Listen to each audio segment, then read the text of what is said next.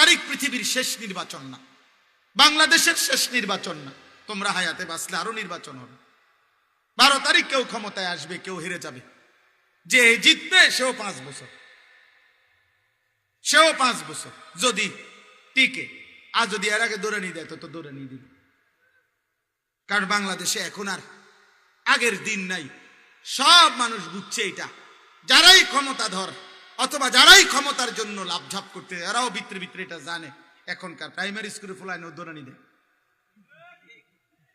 High school college তো university আছেই, প্রাইমারির ফুলাফাইনও কি দিব, দৌড়ানি দি তারা কম জানে। বাংলাদেশে আর আগের দিন নাই যে আপনি জুলুম করে 5ই আগস্টের ওই দৌড়ানির সফলতার পরে আলহামদুলিল্লাহ নতুন প্রজন্ম এটা বুঝছে দৌড়ানি সমাধান কি দৌড়ানি। যেই জুলুম করুক, যেই কোন রং ধরুক আর ঢং ধরুক, ভেদ ধরুক, প্রত্যেক নাফরমান পাপী অহংকারী জোর জুলুম অন্যায় অবিচারকারীর পরিণতি এটাই হবে বাংলার জমিনে নতুন প্রজন্মের কাছে দৌড়ানি। এটাই কথা। শহীদ শরীফ উসমান হাদি রাহমাতুল্লাহ আলাইহি এই ইমানদার যুবককে শহীদ করে কোন বেঈমান, কোন নাফরমান যদি মনে করে বাংলার কোটি কোটি যুবক ভয় পাইছে, তাহলে ওই বেঈমান ভুল করছে। হিসাব ভুল, দাড়ি কমা ভুল, আপনি ভুল করছেন। আলহামদুলিল্লাহ আমরা বিশ্বাস করি প্রতিদিন রাতে, প্রতিদিন দিনে এখনো বাংলাদেশে এখন লক্ষ লক্ষ ইমানদার যুবক, দেশপ্রেমিক যুবক স্কুলে, কলেজে, ইউনিভার্সিটিতে, মাদ্রাসায় সমান তালে বাংলার সব প্রতিষ্ঠানে ইমানদার সেজদাওয়ালা যুবক প্রতিদিন তৈরি হচ্ছে। আলহামদুলিল্লাহ।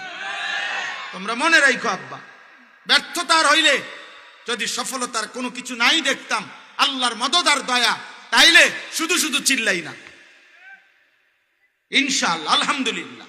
এই জন্য নষ্ট হইও না, চরিত্রহীন হইও না, অশ্লীল বেহায়া ছবি, নারী নাচ গান নিয়ে জীবন শেষ করে দিও না। একদিন দেখবা পৃথিবীর কোন আলুর দোকানদার, মূলার দোকানদার তোমারে ডাকবে না। আমি আবারও বলছি, এক ছেলে মনে রাখ, অলস, অকর্মণ্য, চরিত্রহীন, সেজদা নাই, অথচ মুসলিম পরিচয় দিবা, আগামীর পৃথিবীতে হতে পারে আজ না হোক কাল, পৃথিবীতে আগামীর সময়ে তোমার 2 পয়সা দিয়া মূলা তুলতেও কেউ নিবে না। দেখবা জোরে পড়বা, জোরে পড়তে হবে ইনশাআল্লাহ। খুব দ্রুত পৃথিবীর চরিত্রহীন ঝরে পড়বে।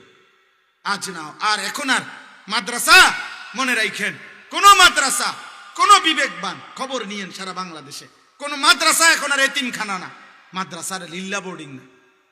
মাদ্রাসা ইমানদার জন্ম নেয়, মাদ্রাসা দেশপ্রেমিক জন্ম দেয় ইনশাআল্লাহ। এই জন্য আমি প্রত্যেককে বললাম, কোনোভাবেই আজকের এই রাতে গুনাহ ছেড়ে দেওয়ার মানসিকতা নিয়ে তওবা করেন।